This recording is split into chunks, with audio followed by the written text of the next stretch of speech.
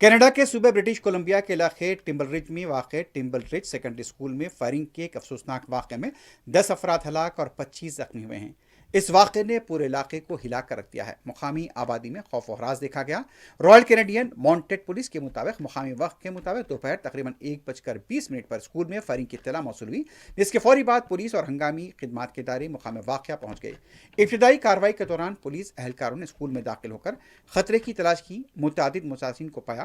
ایک شخص جسے حملہ آور قرار دیا جا رہا تھا موقع پر مردہ حالت میں ملا اور بظاہر اس کی موت خود کو پہنچائی گئی چوٹ کی وجہ سے بتائی جا رہی ہے۔ پولیس کے بیان کے مطابق اسکول کے اندر 6 مزید افراد مردہ پائے گئے، جبکہ ایک زخمی راستے میں دم توڑ دیا۔ 2 شدید زخمیوں کو ہیلی کاپٹر کے ذریعے ہاسپٹل منتقل کیا گیا تھا، جہاں ان کی حالت نازک ہے۔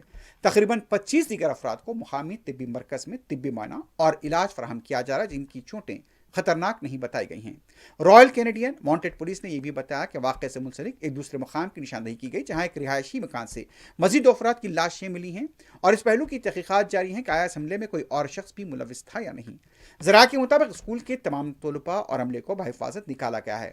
حکام نے عوام سے اپیل کی ہے کہ افواہوں پر کان نہ دھریں اور صرف سرکاری ذرائع سے جاری کردہ معلومات پر اعتماد کریں۔